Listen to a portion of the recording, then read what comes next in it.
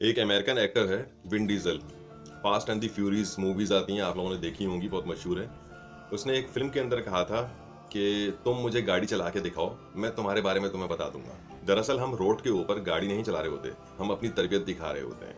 आपकी हर वायलेशन के पीछे कोई ना कोई आपकी तरबियत छुपी होती है। अगर आप सिग्नल पे इंतजार नहीं करते तो इसका मतलब है आप एक जल्दबाज इंसान हैं। आपकी गाड़ी में जितने तेज हॉर्न लगे हुए हैं, प्रेशर हॉर्न लगे हुए हैं, उससे पता चलता है आप कितने बदजबान और चीख के बात करने वाले इंसान हैं। अगर आप बहुत ज़्यादा ओवरटेकिंग मारते हैं तो इसका मतलब ये है कि आपको पीछे रहने की आदत नहीं है।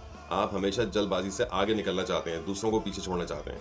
अगर आप पीछे से आती हुई एम्बुलेंस या किसी और गाड़ी को रास्ता नहीं देते तो इसका मतलब है आप बिल्कुल लापरवाह किस्म के इंसान हैं। आपको अपनी ज़ात के अलावा किसी की परवाह नहीं है। अगर आप कमर्शियल गाड़ी चलाते हैं और आपकी गाड़ी में से सामान बाहर निकला होता है जो किसी को भी लग सकता है तो इसका मतलब ये है कि आप लोगों को तकलीफ देने वाले इंसान हैं। अगर मट्टी वाली जगह पे आप गाड़ी और तेज चलाते हैं जिससे पीछे वाले लोगों को परेशानी होती है तो इसका मतलब ये है कि आप घटिया जहन के इंसान हैं। अगर आप इंडिकेटर दिए बिना गाड़ी मोड़ते हैं तो इसका मतलब है आप कंजूस इंसान हैं। अगर आप बात बात पे गालियां देते हैं गाड़ी चलाते हुए लोगों को तो इसका मतलब है आप बहुत तंग सोच के इंसान हैं। अगर आप मोबाइल पे बात करते हुए गाड़ी लहराते हैं और आपको पता भी नहीं चलता तो इसका मतलब है कि आपको दूसरे की जान की परवाह नहीं है और अपनी जान की परवाह नहीं है और आप एक केयरलेस इंसान हैं।